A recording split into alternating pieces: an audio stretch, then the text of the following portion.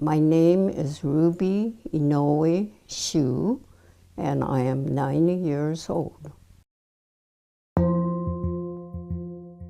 Dr. Ruby. Well, I think the first thing that comes to mind about Dr. Ruby is that's all you have to say, Dr. Ruby. And everybody knows who you're talking about. I'm very proud of my mom. You know, my mom, all through my years in school, was my idol. It's important for us to discuss my mom's story because I think she needs to realize that she made a difference.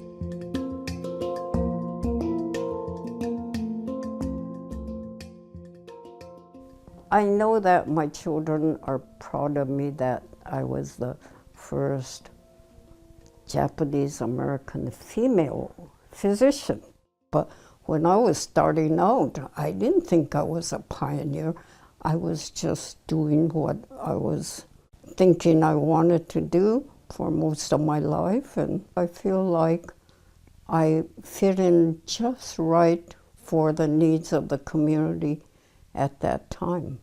For my mother to become a doctor during those times was truly unique in that, first of all, she comes from a culture where women were considered secondary, that women could not be considered professionals. When I was a freshman at the University of Washington, I was a home economics major. And after one quarter, I said, no, this is not my line. And I talked to my father, and I said, I want to be a doctor. And my father immediately said, are you sure you're a woman?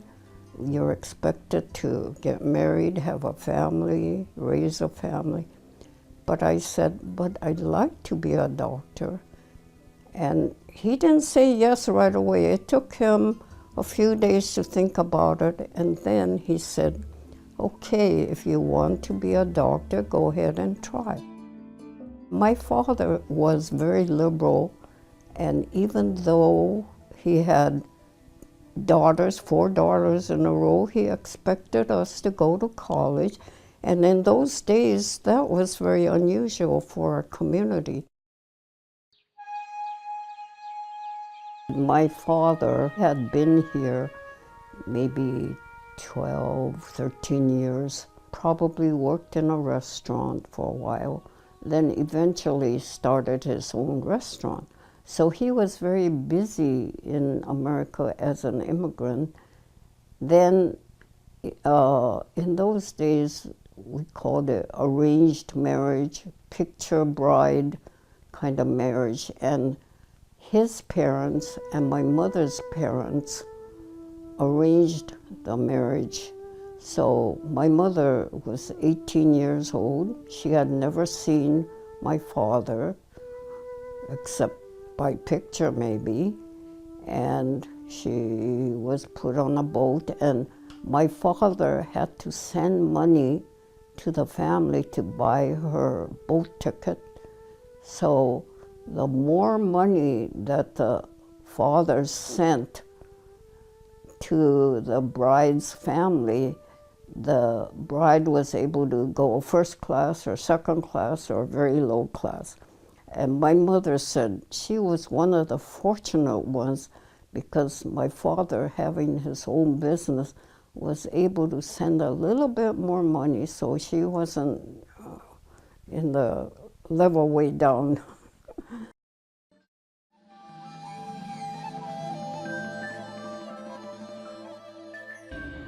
The Japanese people, the immigrants, tended to stay together in a community. And I think that we grew up getting used to not being accepted, you know, by the Caucasian society. So I think what helped us through was our friends and neighbors, and you know, the Japanese people in those days supported each other a lot. Japanese Japanese have attacked Pearl Harbor, Hawaii by air. I think it was a Sunday, December 7th, 1941, when Japan attacked Pearl Harbor. And that's when the world turned upside down for the Japanese-American community.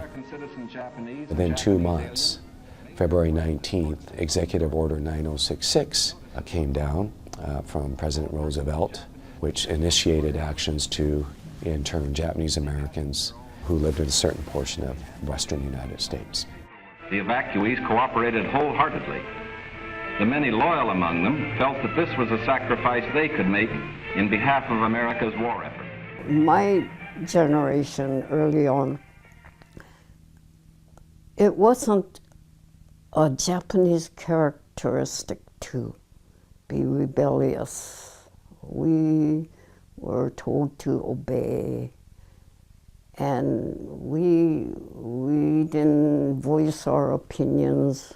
Well, at least I didn't, and I think most of my friends. There were a few who did, and now I admire them because they were so right. We were in Puyallup, the Camp Harmony, we called it. So we were there from May to mid-August. Then in August, we were moved to Minidoka in Idaho. From August until the end of January, I was only there 4 or 5 months. During those months, a group of educators, leadership in the universities who were trying to get their students transferred to other colleges or at least continue their education. So at the end of January, I went to University of Texas to finish. When I was growing up, I remember my mom talking about camp. It was always camp, and it wasn't internment camp, it wasn't concentration camp, it was just camp. It was very matter of fact. Oh, when we were in camp, this and this. But I don't think we realized that it was a place that they weren't supposed to be, that it was an infringement of their civil liberties by being placed there. They didn't know what we were doing in camp, but until they started to learn about it in high school or wherever, that's when they started to ask questions. The Issei and Nisei generation were really ashamed of that experience. They didn't talk about it. It was something really bad that happened to them, and so they didn't talk about bad things.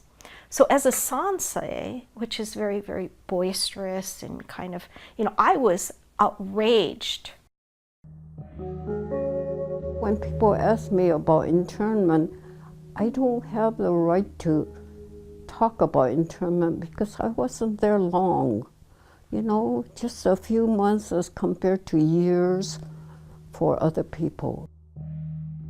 A lot of it stirs up emotions in me because when it actually happened, I think we kept our emotions down.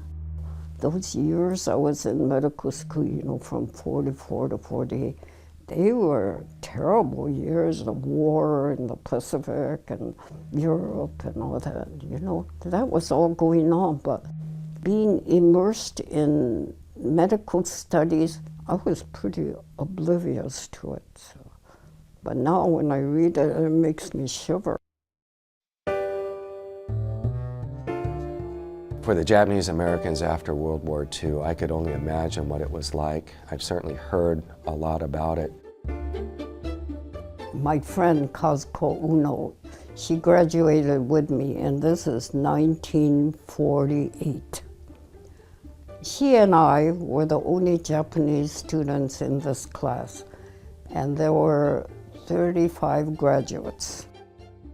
As soon as graduation is over, then we take an internship, 1-year internship, and we all apply to different hospitals around the country, see which hospital will accept us as interns.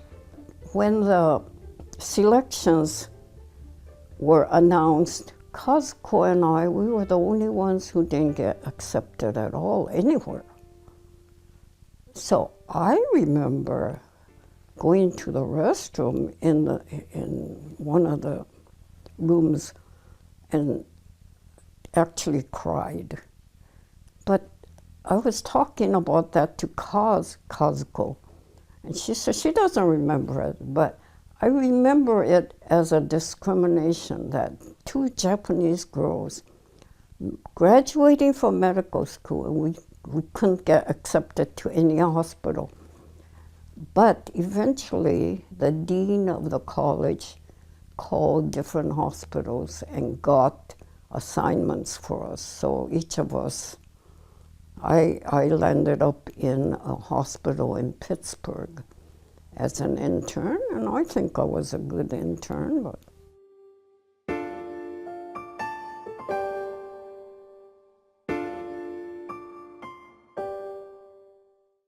I think for Dr. Ruby, it was mutually beneficial, is that the community needed her and she needed the community, because she couldn't practice if it wasn't for the Japanese American community, I suspect. And so she provided a service that they needed, and then the community provided the patients that she can serve. Yeah.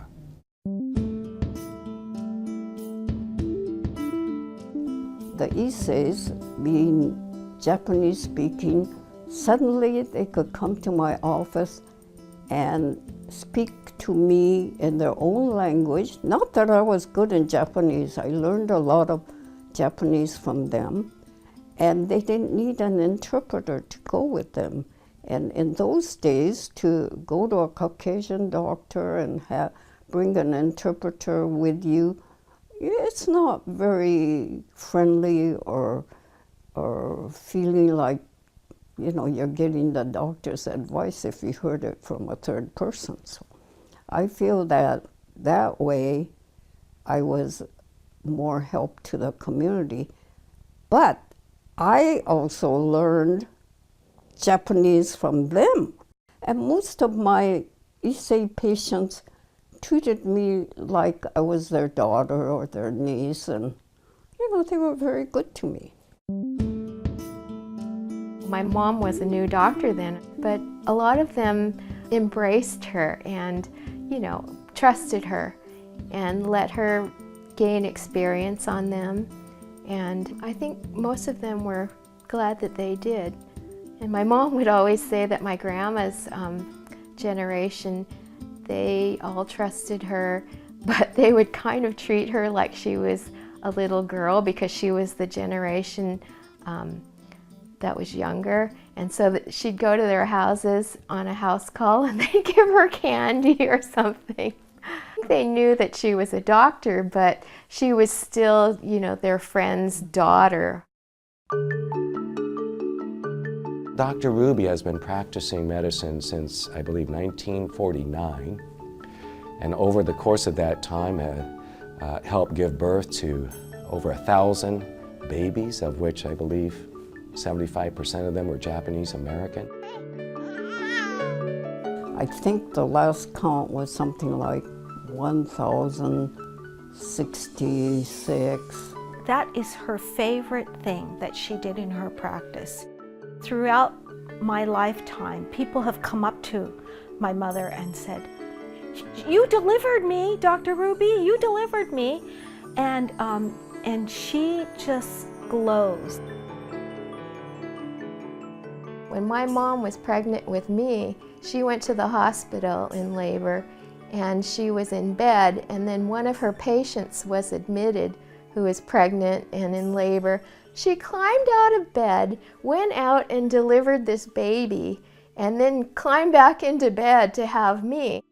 She was really one of the original superwomen before it was in fashion or common. She would come back from, you know, having a day of patients, going to the hospital, and come back and cook.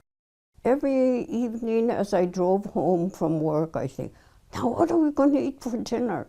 And without even taking my coat off or something, I'd go to the refrigerator and look to see what we could eat for dinner because everybody's waiting for dinner. So it was that kind of family responsibility that I was more conscious of and trying to achieve. Because my husband had that style where men didn't do anything and women were supposed to do everything. My mother was really an old-fashioned doctor, so, you know, she went on house calls. I mean, she went on a lot of house calls. Whoever was sick or dying or injured or just couldn't come to the office, she was there. But, you know, she was always available to us, too. I don't remember her ever telling us, I don't have time, you know, the way that people say it all the time now. She would just try to fit it in. At an early age, I really got a good work ethic from her.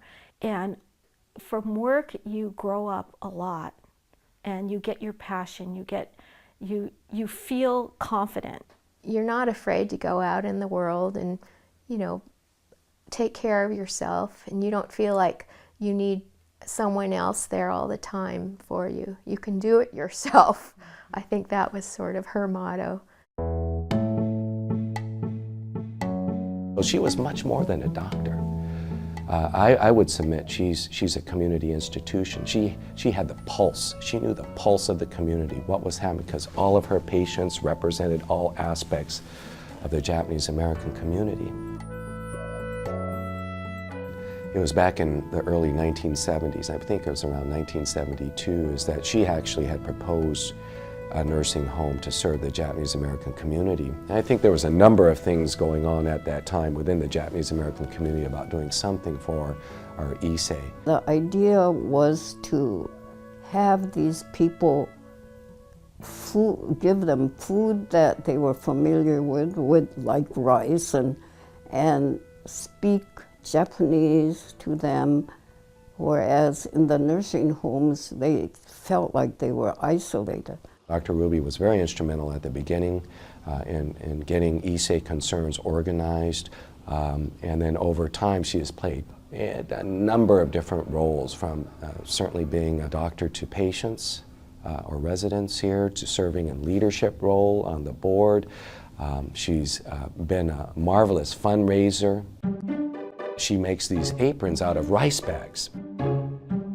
More recently, I call myself the apron lady, and I've been making them in my spare time. And you've heard about the Keio nursing home. Well, we've sold a lot through there, and I've donated a lot to, you know, their craft sales. There's a dollar value you can place on it. And certainly she brought in hundreds, thousands of dollars. I couldn't give you the exact figure, but that Dr. Ruby made it. Yes, you may have purchased something that's valued at $15, but it's priceless. My mother is one of the most generous people I know. She'll sacrifice a lot of time, a lot of money, a lot of energy to help others. They always want to acknowledge her and give her awards, and she doesn't want them. She just thinks, oh, I just did what needed to be done, and other people did a lot of work too. It wasn't just me. And I think it's because she enjoyed doing it. My mother, after she retired, was very, very active in the community. And, you know, it's been very hard for her to not be able to do as much. I don't like being 90 years old. I mean, I would like to be 90 years old and like to be active like I was when I was 88 or 89. Because now, this year especially, I went through a serious illness, and it has cut me down a lot. I mean, body-wise, you know. My head wants to do something, my body doesn't want to do it, because I'm slower, I'm shaking, I gotta be sure I don't lose my balance, that kind of thing. It's hard for me to accept real old age. I think my mom, as a role model, has been great for us because she's so strong. She really has a big personality in a little body, and I think that's something that I took from her was, I might be a little like her, but I could still be a big person. You can't meet anyone more humble than Dr. Ruby. Yet, what she has achieved over time, what she's contributed to the community over time, she'll never say it. And she's probably gonna get mad at me for saying all these things about her, but there's very few people that can really kind of hit the strata that she does in terms of contributions to the community. She doesn't want to be put on a pedestal, but I just, think that she should know that she's special. I'm very grateful to this community, to everyone. There must have been a lot of people who helped me. Just because I became a doctor and had a successful career doesn't mean I did it by myself. I had a lot of help, so I'm very thankful. And that includes God.